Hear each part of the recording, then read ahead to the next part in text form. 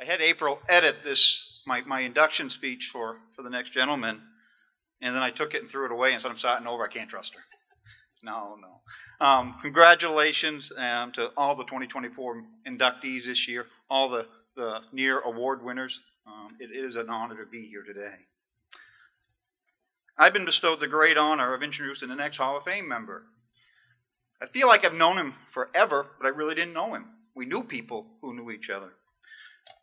But I get to induct Peter Daniels, Lebanon, New Hampshire, who didn't take the conventional path to circle track racing. As Peter and I have talked over the last month, I feel like I've gained a great friend. He started with an interest in drag racing, straight line stuff. Spoke of his friend Don Tardif, who would take Don's GTO to the Epping Speedway and make runs. He spoke of his own 1972 Nova that he had drag racing slicks for. As he said, well, really they were old asphalt slicks. Make some runs. He told me with his sweetheart.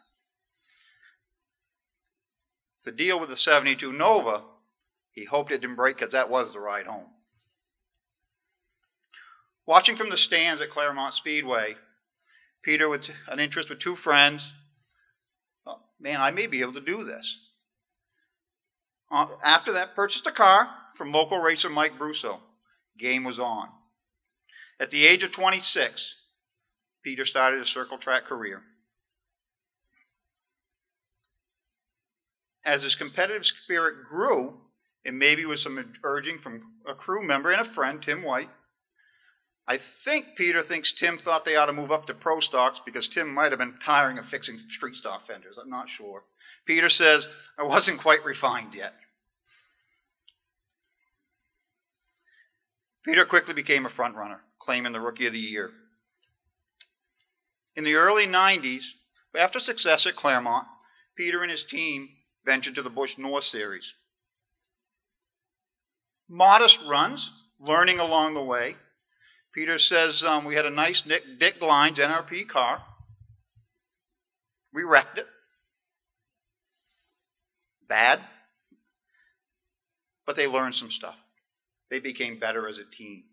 They were able to take things they learned and bring it back to Claremont, bring it back to their pro stock division. It taught Peter and team a lot of valuable lessons: patience, perseverance, finer points in preparation of a race car. Continuing with his pro stock career, or racing at Claremont, Peter became even more successful. 5 championships followed: 93, 94, 96, 98, and 99. Pretty good in a period of time. Also during that venture, the local modified division, interest Peter and rides became available. First racing for Maine Hall of Famer Goodwin and Ann Hannaford. Also racing for Chick and Dan Henry. At some point, the team, Peter's team, took the car under their own wing, moved it into their own shop. I think as it called the Round Barn. Peter won modified championships at Claremont in 99, 2001, 2002. Peter had assembled a team led by crew chief Jim Crowell that was determined, dedicated, and extremely committed to the 76 race car. Good fun fact. I got to stop. Sorry, Peter. The 76 also was the first number of our president, April May Preston, because of Peter Daniels. Peter would say of his team, his crew, Scott, I think I had the easy part. I just got to drive. The pinnacle of Peter's career came in 2002 when he clinched the NASCAR Weekly Racing Series National Championship. Historic achievement, testament to his skill, dedication, and mostly unwavering, as he would say, unwavering support of his team. Peter and his team, led by tech guru Jody, many Sundays would gather together, follow the internet, but they were a team becoming aware of drivers across the country. Billy Tuckwell, Clint Boyer, how are they doing in their respective regions? How were the NASCAR National Weekly Points working out? In August of 2002, little story, little venture off here. This is what makes April nervous. One car owner brought in another driver. Peter asks, well, why? Guy says, somebody needs to beat you. Peter goes, well, I wish you wouldn't, but he did. Teddy Christopher showed up one night. The race starts. Peter's driving to the front. A small jingle, if you will say. Peter has to go to the rear. Drives back to the front. Passes Teddy Christopher. Wins the race in that 2002 season. Peter, as he climbs out of his car, not knowing it, but he's red-faced, which was common, guys, right? Looks back. Teddy jumps out of the car. Looks like he could go another 35 laps. And Peter says that to him. And Teddy looks and says, man, it was only 35 laps. If I knew you were going to work that hard, I'd have tried a little harder. Doing research for this, I happened across a photo of Peter and Teddy in Victory Lane that night. I took it as, a passing of the torch from the 2000-2001 regional champion to the soon-to-be 2002 class symbolic move. Reflecting back on the last race of the 2000 season at Claremont, Peter staged in line before entering the track. Jody leads in the car. He always went up to Peter at the lineup, check the air in the tires, make sure we're okay, make sure the driver is okay. Leans in the car. He says, Peter, I need to tell you something, and I've been elected to do it. Peter reflected to Carl Fredrickson in his Speedway Illustrated article. Carl, I still have the magazine. Peter goes, I thought he was going to tell me they were all going to retire after this year. Instead, Jody's message was, we don't want to put any pressure on you, but if you win this last race, you will clinch the national championship, the national title. Peter, in his humble response, I'll do my best. As he looked forward, couldn't see the front of the field. Peter raced to the front in a 35-lap feature. Running second, coming to the white flag lap. Got to the inside of the leader. It was contact. Other guy's fault, Peter. I'm telling you, other guy's fault. There was contact. Peter, like racers do, I was trying to regain the car. I don't know if I was going to the wall. Don't know where I was coming down, but I came down. He said, all I wanted to do was get back to the checkered flag. And he did. Clinching that checkered flag that night secured the 2002 NASCAR Weekly Racing Series Championship. Small stats from that year. 18 starts at Claremont. 14 victories. The other times, he finished in the top 5. No finishes out of the top 5. As we celebrate Peter's induction to the New England Auto Racers Hall of Fame, I want to take just a moment to recognize stats, because that's what a lot of this is about. We put a lot of emphasis on. 85 wins, 8 championships at Claremont, the NASCAR Weekly Racing Series champion, wins at Claremont, Monadnock, White Mountain Motorsports Park, Lee USA, Canaan USA, won in the Modified Racing Series, second in that series twice. Pretty impressive. Talking of Peter talking of his own driving style at Claremont, says, I have to race conservatively aggressive. And when you're racing at a short track like Claremont, sometimes that's kind of hard. That's kind of difficult to do. One of the qualities I certainly recognize while talking to Peter is how humble he is. Very appreciative of his supporters, his brother Richard, other sponsors, mostly his guys. His sweetheart, his son, Austin. He'll downplay his success, not taking any of the credit. Giving credit to others, simple things. He named and appreciated longtime racers, journeyman racers, Bob Rugg and Rusty Ball. Guys, little guys, encouraged him along the way. Saw something in Peter that maybe he didn't see in himself. Move up. Let him test their cars. I think that's a mark of a man. Peter's success is detailed in wins, championships, and awards throughout his career. He tried to distance himself from controversy. His goal was to show professionalism and to instill that into his team. Pretty evident. His determination, competitive desire, and racing resume sure make this Hall of Fame induction well-deserved. Ladies and gentlemen, please welcome me in joining 2000 New England Auto Racer Hall of Fame newest member, Peter Daniels. I want to thank Scott for the gracious introduction. I want to thank all in attendance this afternoon. I'm very humbled by the induction opportunity that I've been given. As I started to do some research on the near Hall of Fame and all the members that were previous members, current members, and a lot of the names I read were names that I have recognized for a number of years, and I guess I could say they were kind of my heroes. There were some pretty impressive names, pretty impressive stats, and pretty impressive presentations at the Hall of Fame. My speech may be a little bit drawn out. I may duplicate some parts that Scott mentioned, but here we go.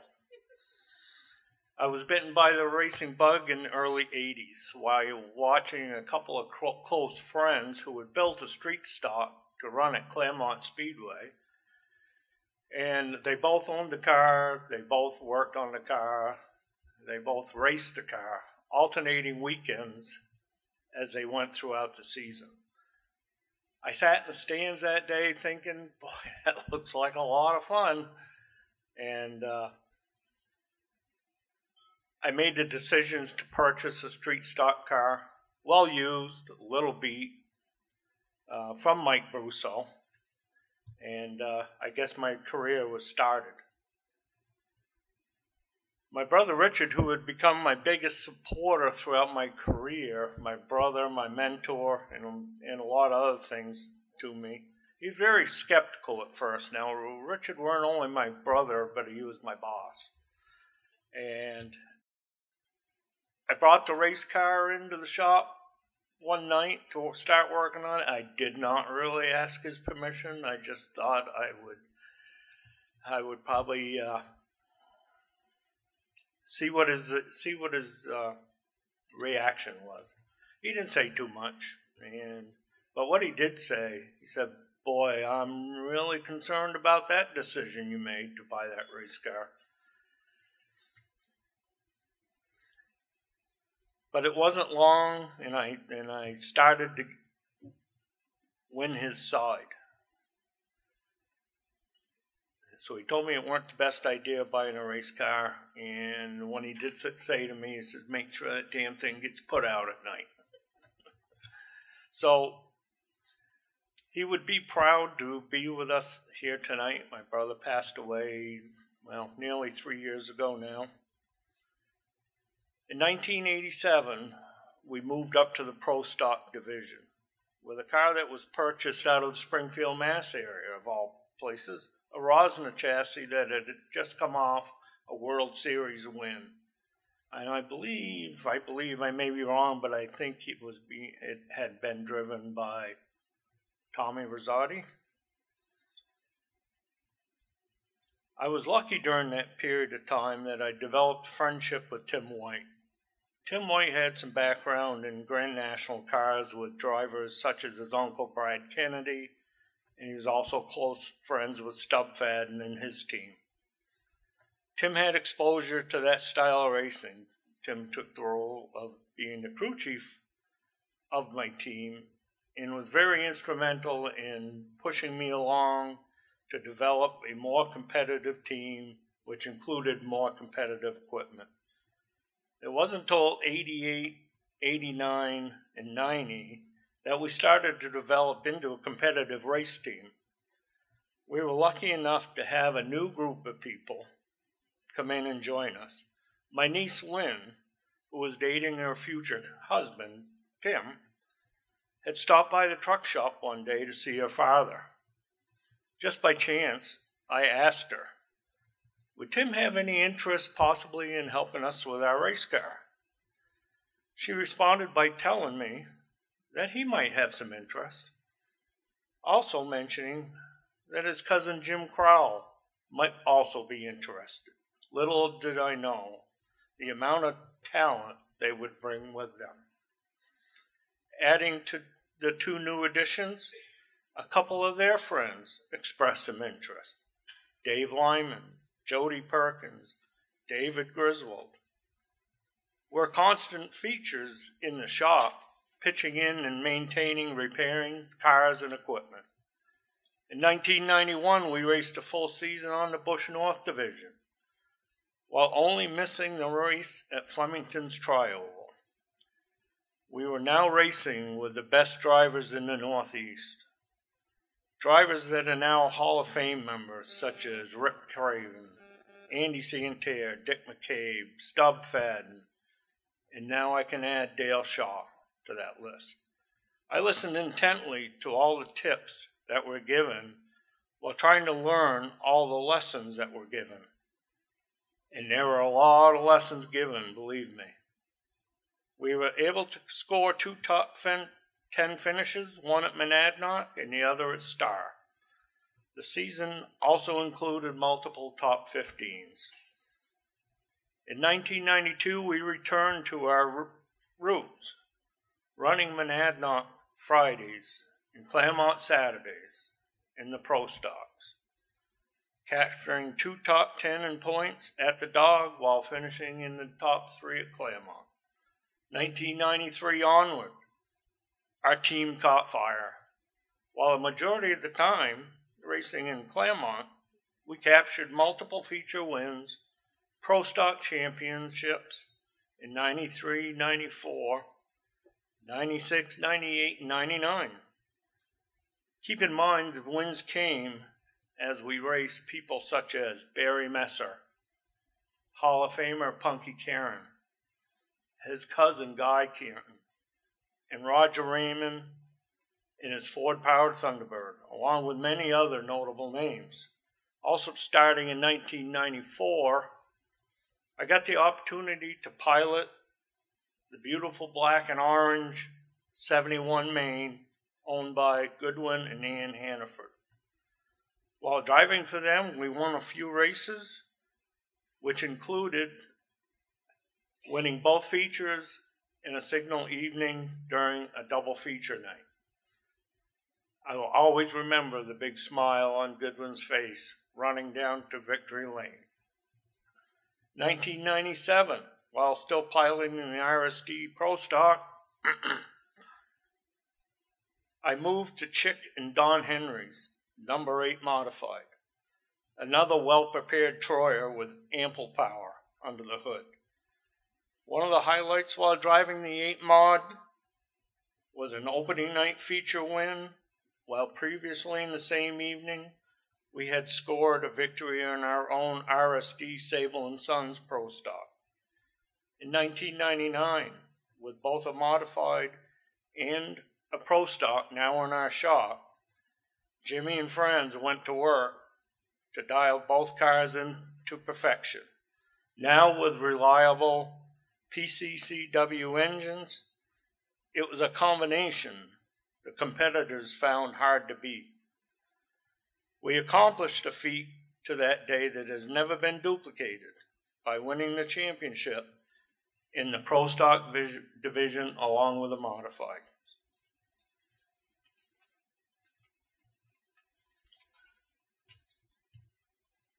2000 came around, we decided to cut back and concentrate on one division.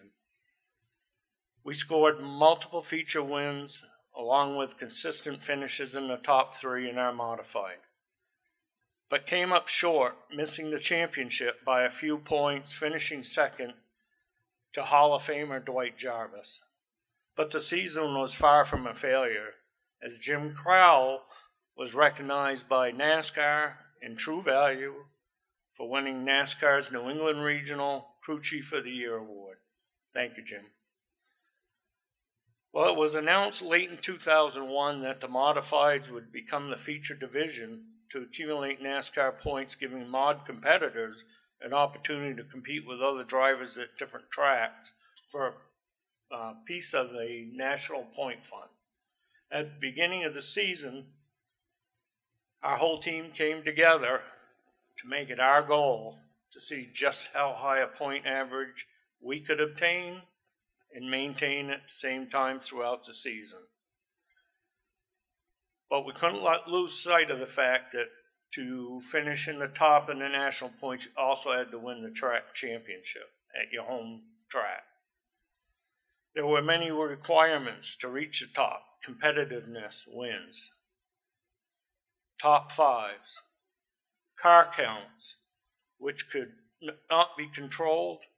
20 to 24 cars a night would be the optimum. Most of all, you had to lead your track points.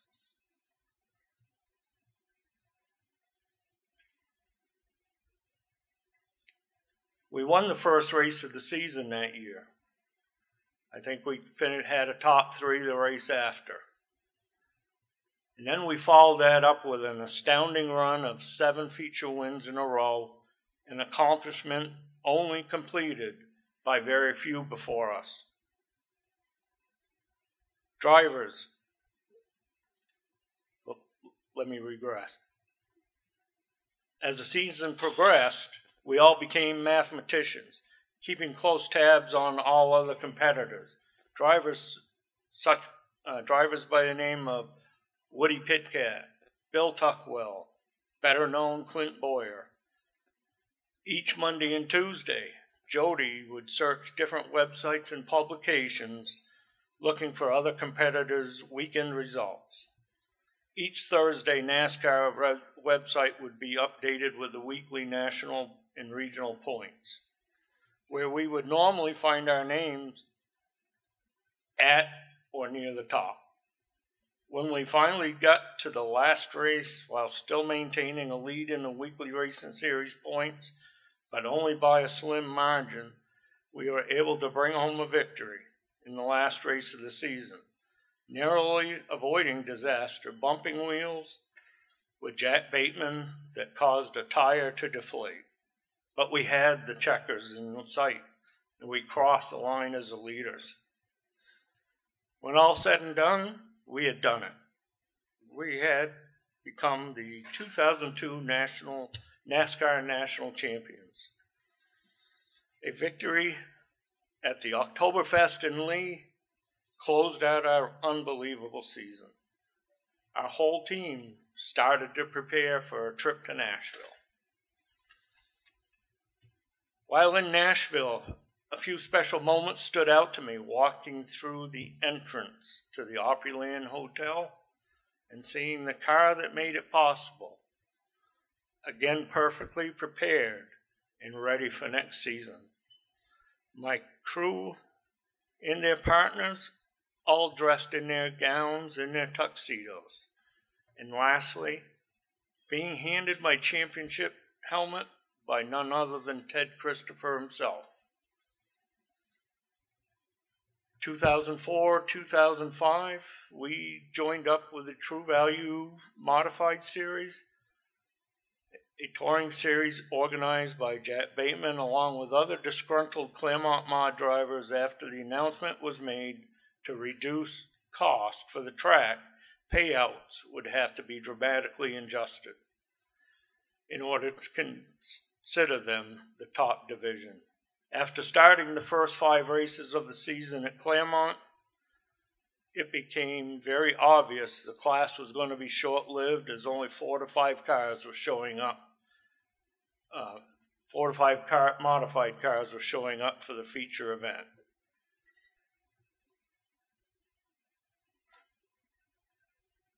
So it didn't come to a surprise when the modified were done away with at Claremont. As we were able to start the season along with the modified racing series at the same time trying to get a season going at Claremont, we had accumulated points to start migrating quickly into the modified racing series.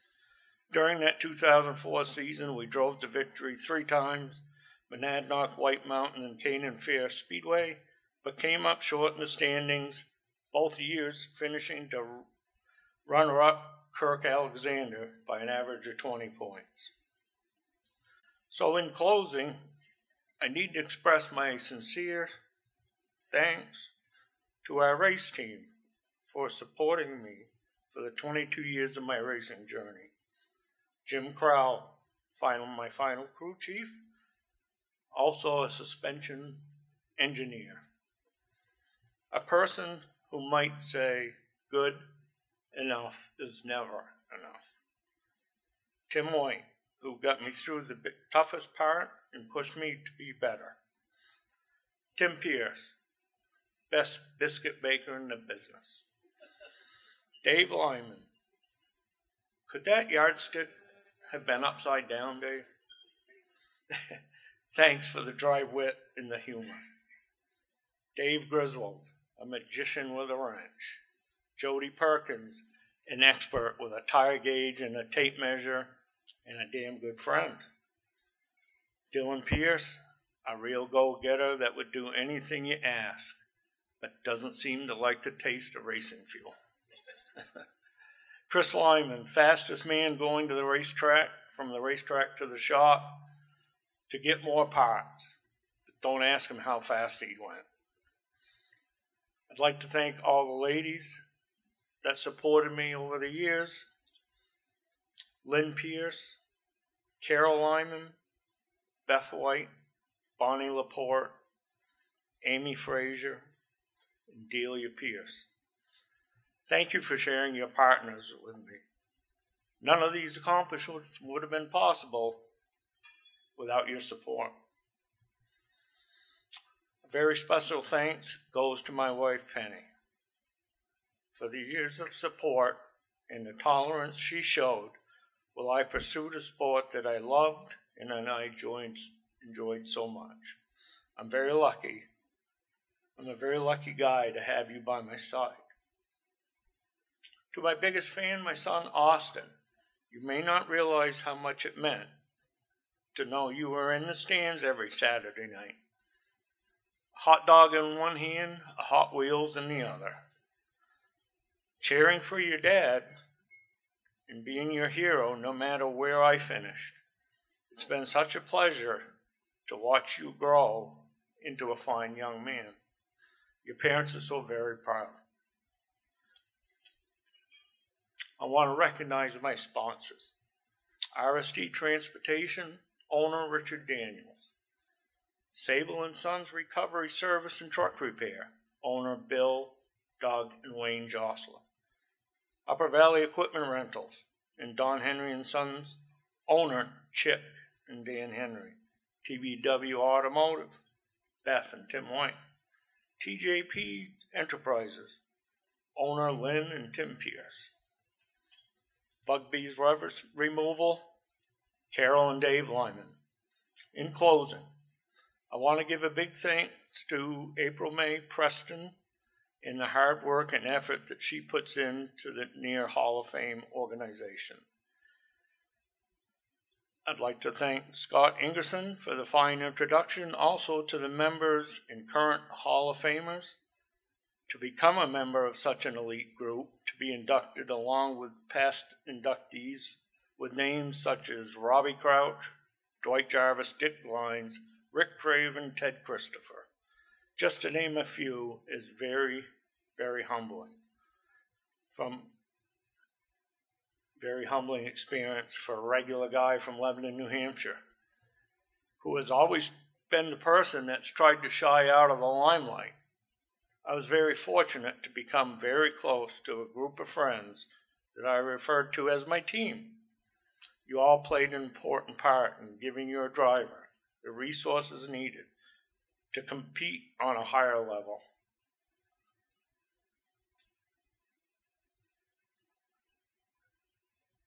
Thank you for all that. Finally, I thank my brother who is watching over us today. It was his desire, devotion, and drive that made it all possible to become the champions that we are.